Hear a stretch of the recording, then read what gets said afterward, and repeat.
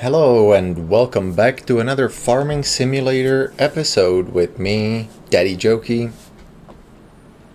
I am taking a day off today. After all that carrot harvesting, I'm gonna let a worker take care of plowing the field.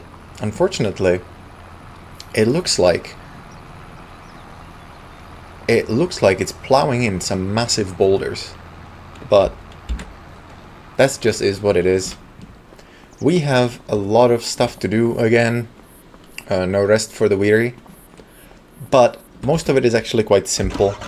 We're gonna leave the workers to their own devices and we're gonna drive over to the grain mill, where we're going to pick up our metric ton of flour. And by metric ton I mean there's probably actually a lot more than that. Short detour. The goats have grown up. Look here. They're not little babies anymore, they're just teenager goats. Look at them, come on, look up, goat. Look up. They're now 3 months old. So they're not quite adults yet, obviously, but they're also not the teeny tiny kids that we could not find in the tall grass. We can now actually see them frolicking about. It's looking lovely. Oh, jump over the fence if I can.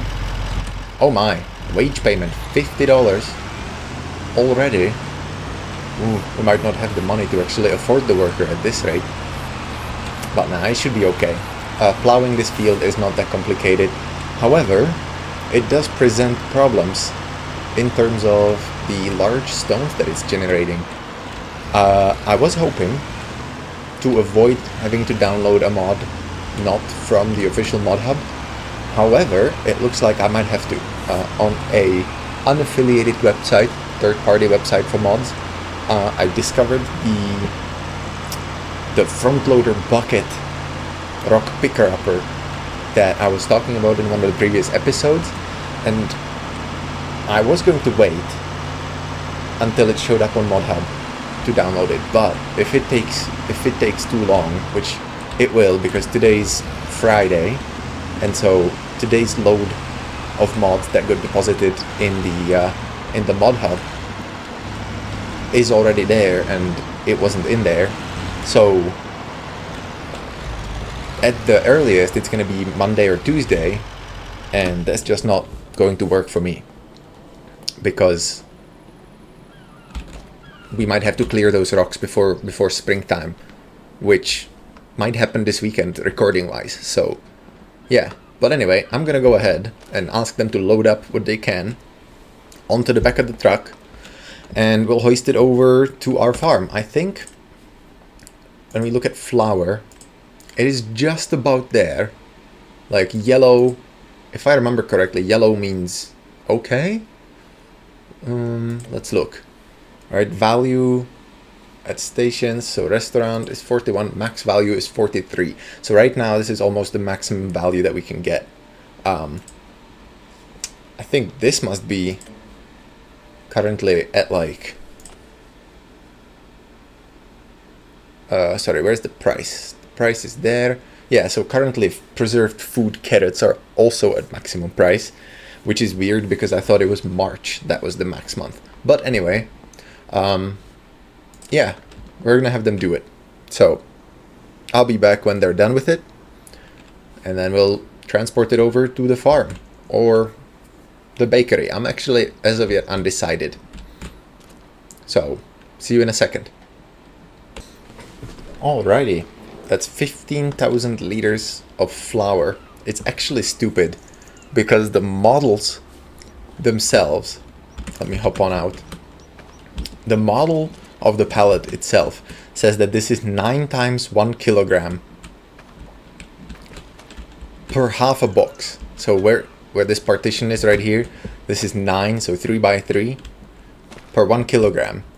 This should not be 400 kilo, but anyway, at least I don't think.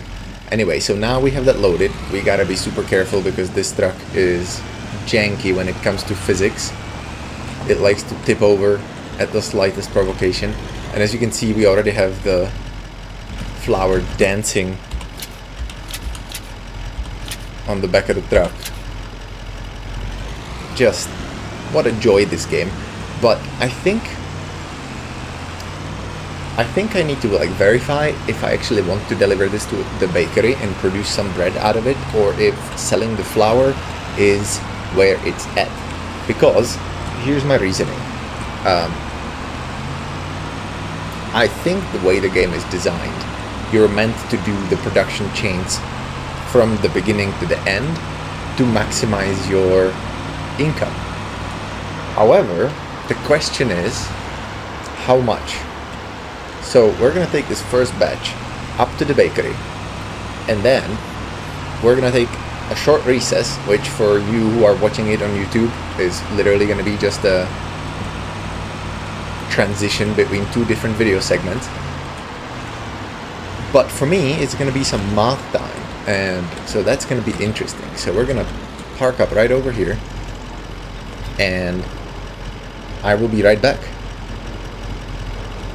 Okay, I'm back.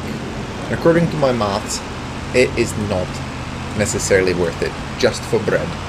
It may be worth it for other things, but just to turn the flour into bread would give us a little bit more of a yield, but it would not be as interesting as the difference between selling raw barley versus the flour itself. There the margin is pretty significant, and it is, if not clearly worth it, it is considerably worth it. Whereas here the difference is approximately $10,000 or 10,000 currency, which may sound like a lot until you realize that we're also spending money, right, by leasing the production facility, and so it's not necessarily worth it as overtly as it was with flour and barley. So we're just gonna park it all up over here, and I'll go get the, oh my gosh, it's just dancing all over. I don't know how long we would actually be able to store bags of flour like this, with like rats and stuff would get into them if they were sitting just down here, but we might not even have to unload them. They might just like unload themselves. Silliness. But I will unload them right onto there, next to the little door, next to this door, and we'll go and get the other set. So I'll be right back. Alrighty, so that is the first round stacked up, and now we're gonna just head back for the second round, which, you know, this is gonna be an exciting episode to watch, clearly. But yes, as of right now, as of today, at the recording of this episode, Giants have announced patch 1.5, which is coming soon. They didn't give a specific date, but they said before the start of the next month, which really just gives them a couple days, because they usually release patches on a Tuesday, I think, and so we can pretty much expect patch 1.5 on Tuesday. That is kind of where I'm expecting it. I am hopeful for this patch. They haven't really released patch notes, not detailed ones anyway. The blog post they released about it was vague at best, along the lines of improvements and fixes implemented, right? Super specific or not at all. And so we will have to see what that's all about. I'm gonna go say hi to the guy, tell him I'm here, load up the rest, and then I'll be right back. Alright, well, they have finished loading the last of it onto our truck. We'll go and take it back to the farm and take it from there. We'll check on the progress of our hired help. We'll see what's up. There is an awful lot of stop signs in this tiny town, especially in places you wouldn't expect them, like on a dirt road connecting to a... Whoa, maniac. But yeah, so it looks like we have 29,000 liters of flour at our disposal, And so if we took 29,000 liters off to the bakery would convert that into bread. We would generate an extra $10,000 in income. However, I am unclear on how long it would take the bakery to do that and how much we would actually pay in the leasing costs. Whoa, Jesus. The physics in this vehicle are just atrocious. Here we are, almost tipped it over a second time. Here we are at the farm. I'm gonna back it up, and then I'm gonna warehouse all the flour right there. Again, I don't think this is how we would be able to store the flour. I think, Jesus Christ, I can't, man. The physics are just driving me insane. But anyway, I'll stack it all up in here and hope that it doesn't do the thing that the straw bales have done over there, because that was a farce. But here we go. I will be right back, or when I'm done stacking all of these boxes. Alrighty, so all of that is stacked up. Again, I don't know that this is how we could store flour. Usually these bags are made out of paper, and you can see that any kind of rodent will chew right through that. So, yeah, I don't know that this would pass any kind of health and safety inspection, but hey, this is America. There is no such thing as health and safety inspection. Not anymore, anyway. But here we go. Let's go and check on our hired help's progress. Actually looks like they're about done. Like they should be starting on the headland soon, if not already. Let's go check it out. But look at these boulders. I mean, these ones are like large stones. It almost feels like if you don't clear the stones off the field, the next time it generates stones, it'll generate the larger versions. So as you can see over there, that's like the puny stones, and over here we've literally grown boulders in this field. So I don't know what to make of that. We're definitely gonna have to get some kind of rock removal going on this. But that is really it in terms of what's happening on the farm today. I'm going to go turn off the greenhouse so that it finishes its last cycles, and then we will turn it off for winter season.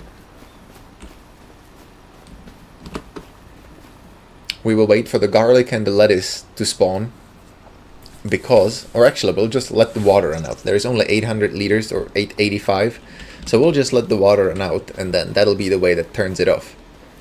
The thing that turns it off. But yeah, let's briefly talk about the carrots that I've harvested in the previous episode. I don't think that carrots are worth it. I honestly don't. The amount of work that went into it, both the production itself and more importantly the harvest, even with a modded vehicle that had at least 4, sometimes 5, depending on how it clipped, row working with, and like a 17,500 liter hopper and a 21,000 or 22,500 liter trailer, it still wasn't worth it. It was a lot of work to get it done, and it isn't even done, all the work. You see that we have all of this just dumped in the yard because I couldn't do any more driving. It was 4.5 hours of real time that it took, most of which was spent on the carting, not even the harvesting. If I actually calculated just the harvesting, that was 1.6 hours, which is fine. That's like your average farming simulator thing, but I just don't know it was worth it.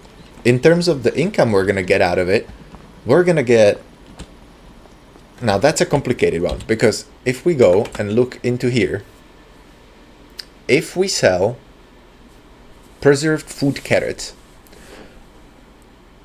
or not if we sell, if we turn all of what we produced into preserved food carrots, we will get, I think, if I calculated it correctly, about $150,000. right? Which is amazing. That's massive money. We could go and straight up buy another field with that. However, that's a lot of work. That's not going to happen overnight because the preserved food factory is taking literal ages. Like, they have 55% fullness and they're producing 100, they use 100 carrots to produce 45 preserved carrots using these cycles per month. So calculate times this with that and you'll get what they use up in a month, right? And so that's not a lot. Like, if we quickly punched it into a calculator so that I don't accidentally forget to move a zero, we have 240 times 100, 24,000. So 24,000 liters a month, and we have 134,000 in there currently, and at least another 140,000 sitting in the pile over here, right? And so if we do that, we go 134,000 divided by, what did I say it was? 24,000, yep. That's 6 months. This is going to take 6 months to turn into preserved food carrots, right? And so the question is, are we going to take an entire year to produce preserved carrots, right? Or are we going to sell these carrots as like bulk goods and take half the money? Because if we sell it, I think if we go and check out prices for carrots, raw carrot in December, we can get $273 per 1,000 liters. So we will get about half, right? So instead of 150,000, we would make about 75,000. And personally, I don't know what to do. Like, I don't really feel like waiting for the preserved carrots, but I also don't feel like losing that much money. I would like it if the preserved, or if the factories didn't have this like cycles per month taking ages nonsense, right? Like, it is entirely unrealistic that it would take that long to produce jars of carrots, right? Like, if you've ever watched, there are YouTube videos of it, like canneries, how they work, it is so fast.